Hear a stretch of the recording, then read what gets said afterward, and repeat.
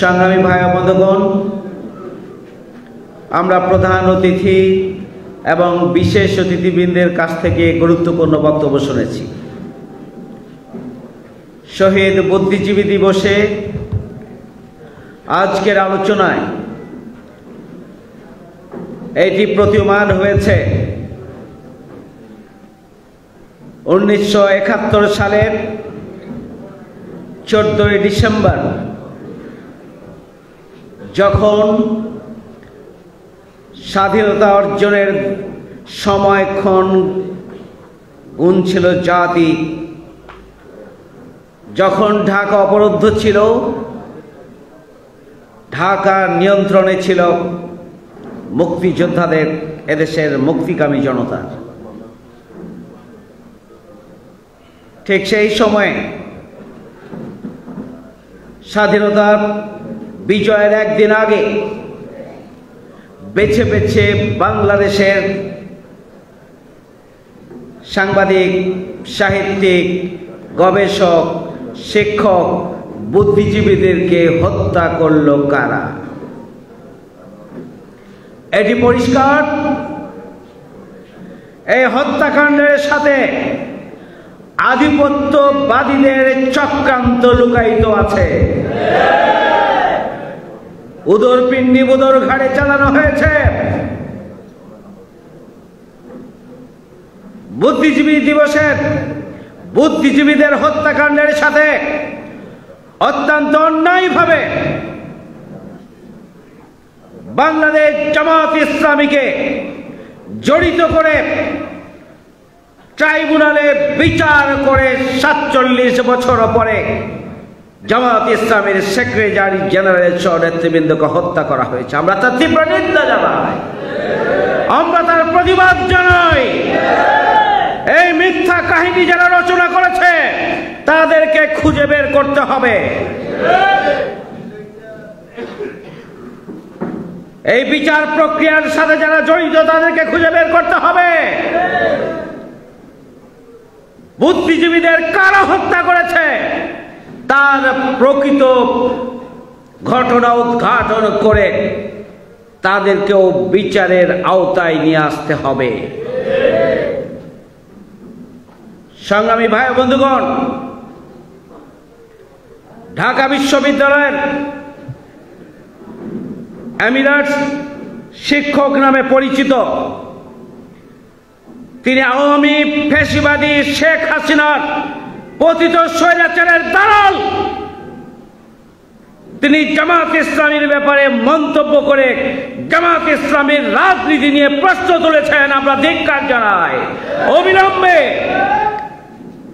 ওই এমিরাট শিক্ষক ঢাকা বিশ্ববিদ্যালয়ের সেই কুলাঙ্গার প্রফেসরকে গ্রেফতার করে বিচারের মুখোমুখি করা হোক।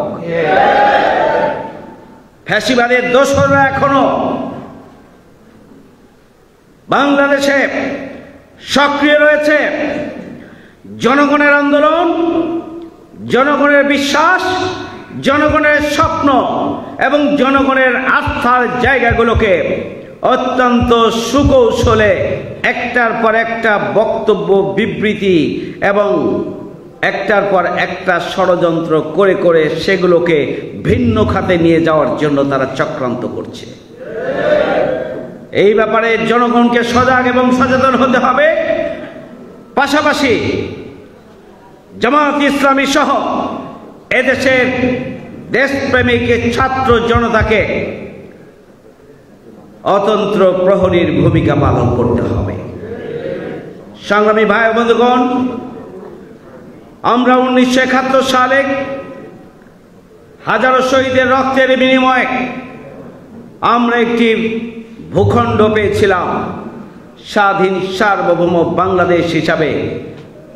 আমাদের প্রিয় মাতৃভূমি মাথা উঁচু করে দাঁড়াবে, এটি স্বাভাবিক ছিল।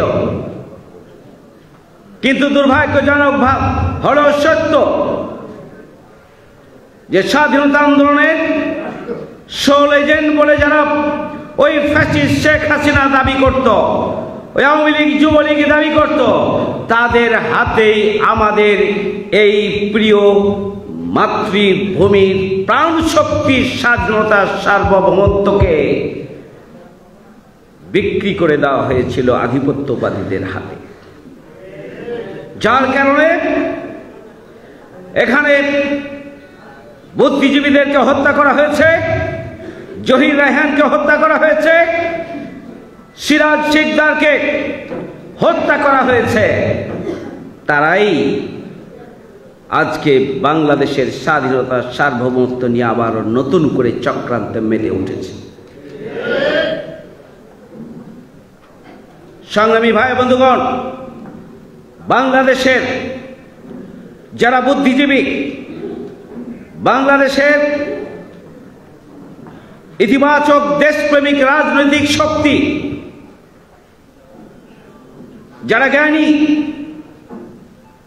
যারা দেশপ্রেমিক, যারা দেশকে ভালোবাসেন, দেশের উন্নয়ন অগ্রগতির জন্য যারা জীবন দিতে প্রস্তুত ছিলেন, এই ধরনের ব্যক্তিদেরকে, দেশপ্রেমিক বুদ্ধিজীবীদেরকে, রাজনৈতিক নেতৃত্বকে বেছে বেছে হত্যা করে বাংলাদেশকে রাজনীতি শূন্য করার চক্রান্ত করেছিল ওই আধিপত্যবাদীদের দোসর শেখ হাসিনা। তার ধারাবাহিকতায় আমিরে জামাত মাওলানা মতিউর রহমান নিজামীকে হত্যা করা হয়েছে, সাবেক আমিরে জামাত অধ্যাপক গোলাম আজমকে হত্যা করা হয়েছে, শহীদ আব্দুল কাদের মোল্লা বিশিষ্ট বুদ্ধিজীবী তাকে হত্যা করা হয়েছে, হত্যা করা হয়েছে বিশিষ্ট বুদ্ধিজীবী উদ্যোক্তা, বাংলাদেশের অর্থনীতির রূপকার মীর কাসেম আলীকে হত্যা করা হয়েছে, সোনার বাংলার সম্পাদক বিশিষ্ট বুদ্ধিজীবী জামাত ইসলামী সহকারী সেক্রেটারি জেনারেল কামারুজ্জামানকে। এভাবেই একে একে